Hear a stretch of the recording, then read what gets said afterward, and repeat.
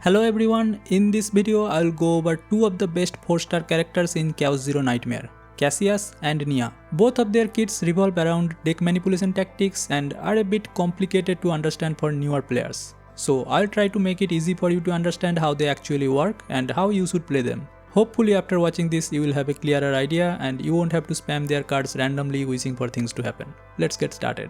First of all, both Cassius and Nia are best suited to play in a team with a big burst damage combo DPS unit like Renoa, Kairon or the new Yuki, etc. In these type of teams, your target is to use their insane levels of deck manipulation with draws, discards, moving cards, etc. to help you search for, bring out and set up the exact cards you need for that full DPS combo you want to play. But you need to understand exactly how to do it, and once you do that, they are the most fun units to experiment with and build some bonkers decks. When playing Cassius and building his deck, you need to think about and take care of two of your cards, primarily. The first one is the Joker card. This card cannot have an epiphany, and this is one of the most powerful card in the game as it will allow you to draw any card from your whole team's deck. One thing you really need is Cassius at E1. Only at E1 the Joker card can draw from both draw and discard pile. At E0 he will only draw from draw pile, which makes this half as powerful. So E1 Cassius is a must in my opinion. And the Joker card is your main target for making as many copies as possible whenever you can. The next card is the Pop-Eyed Popper, and it is the core mechanic of Cassius's own gameplay. Before we look at the epiphanies, what this card does is that it starts a quest for this battle. There are 4 different types of possible quests and you will see your quest progress under Cassius' health bar on top as you can see here, which will indicate which quest is active. The different quests will dictate how good your deck will play, since quests can be completed across multiple turns and also can be completed multiple times in a battle. And you will want to cycle your quest completions as fast and as many times as possible, because each quest completion generates their corresponding zero cost quest card, which obviously you want to use. Let's see the quests and their cards first. 000 quest wants you to use 3 zero cost cards to complete it, which will be good in a team where you mainly spam low cost and zero cost cards from all of your teammates. Oh, also just to clear things, it's not only Cassius's cards from anyone is counted towards quest progress.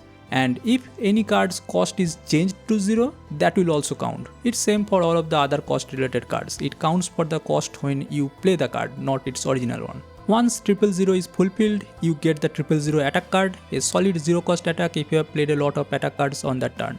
Another thing to note here, the quest cards generated after completion have ephemeral, so you will have to use it that same turn when they generate, otherwise they will be gone. They don't go into the discard pile and come back after. Just like 000, we also have 111 quest that wants you to use 3 1 cost cards for completion, and the generated quest card has both damage and healing. This one is also a pretty easy to complete quest since 1 cost cards are really common in every decks and you should be fulfilling the quest a lot. The straight quest is the hardest to fulfill in my opinion. It requires you to play one of each, a 0 cost, a 1 cost and a 2 cost card to complete the mission. Usually your deck will not have a lot of 2 cost cards, so this can take multiple turns to complete, and the generated card also becomes less useful if you complete the quest at the end of a turn and don't have any other attacks to do that turn. The Full House quest is the best and easiest to fulfill in my opinion. It just needs you to play 1 card from all 3 of your team members for completion, and the quest card lets you draw 1. Again, the fundamental idea of Cassius is not to do high damage or big defense, but enable you to do more effective deck manipulation for your main DPS, so we don't say no to a free draw card. This one's an easy quest and a W quest card. I like to play this most of the time. 000 and 111 are close next favorites based on the team I'm playing. Let's see the epiphanies on Pop-Eyed Popper now, since we need that to start the quest itself. But one more important thing to remember is that there can only be one active quest in a battle, so there's no point in making copies of the Pop-Eyed Popper card, that would be a waste. With that in mind, if you want consistency in your deck and gameplay, like you know what exact cards you want to play for the team you are playing, the 4th epiphany is the only one that allows you to choose the quest you want for the battle. Insane advantage. If you know you are playing a low cost spam deck, you can choose either 000 or 111 which one you have more, or Full House if you need the value of drawing cards more for setting up. This is my favorite choice here and I would recommend the most for building your safe data. because the next best one here is the option 1, which starts random quest, but you always get the card on battle start, so you can start the quest from turn 1. That's the advantage for this card. But for building a perfect save data, I think 4 is a clear choice, since in any game modes where you are gonna use the save data, you can always reset a run until you get this card at the very start, and then it's just simply better for most optimal usage. For your chaos runs, yes, number 1 can be a good option for trying out different things, but definitely have a save data with Epiphany 4 on Cassius. Not gonna lie, that's pretty much all you need to understand about Cassius. You can get rid of his healing and 2 cost basic cards. The shuffle card is really useful for filtering bad cards in your hand and can combo with effects from other units that trigger when cards are discarded. Just note that this is an exhaust card, so once you use it once, it's gone. Dice Trick is his primary damage dealing card that you can also make copies if you really want to, since this would become a 0 cost card as soon as you complete your quest twice. Profit? Maybe, if you need the damage from him. That's it, not gonna yap any more about him. You can give him health, defense, etc. on his gears and equipments, add more low cost draw cards from the neutral cards pool, that will also help. But yeah, hope you understood his basic idea and you can start experimenting with him now to build a good save data. Moving on to Nia now, she is also similar in the sense that she has a lot of means for deck manipulation with draws, discards and moving cards to the top of draw pile, but also she has a bit more healing capability, so like a better traditional support as well. She has an inbuilt mechanism of Decibel. It can stack up to 5 stacks from different cards. What it does is that if there's some Decibel stacks, it makes all of your units do extra attack on a random enemy when a shuffle occurs, and it consumes the Decibel stacks then. If you don't know, a shuffle occurs when your draw pile becomes empty and all of the cards in the discard pile get shuffled back into the draw pile. So if you want these extra attacks more frequently, you want a thinner deck or means of cycling through the deck faster. Although I personally don't play Nia for the Decibel stacks or focus much on building Decibels really, as that damage should be comparatively low than your main DPS damage. One of the biggest reasons for playing her is her ability to cheat and use expensive cards from your deck by using G-Chord and Adagio together. For G-Chord, First Epiphany is easily the best choice in my opinion, as it allows you to find the specific card you want from your deck. Couple that with Adagio base card is already good. The idea of the combo with G-Chord is that you play Adagio to discard an expensive card that moves on top of draw pile and then use G-Chord to use that card immediately since you know it's on the top. So it only costs you 1. For Adagio Epiphanies, I really like the first one for the consistency with the G-Chord combo. Other ones will help you with cycling faster, but they don't move the card back to the top of draw pile, so the combo with G-Chord is lost. We really want to have that cheese in our deck, so definitely build a save data with this combo in mind. Also for your information, when you choose Epiphany 1 and you select 2 cards to discard, the second one you choose will move to the top of the draw pile and the first one will move to the second from top in draw pile. If you are using G-Chord Epiphany 1, then you can choose any of them anyway, but remember that.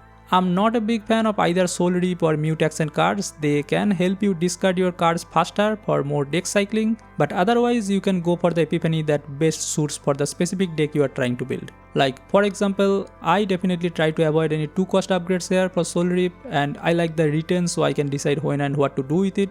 It combos well with card discard, so Mute Accent Epiphany 5 works well for this. Especially let's say for Renoir's bullets, if you can discard all of them with this card, you can double profit from the bullets as well as this card effect. So yeah, it's situation and team specific choices for what you are building. The thing I need to mention about Nia's curiosity though is that you definitely want Nia E1, so it becomes 0 cost. Otherwise 1 cost to draw 1 card doesn't feel worth to me.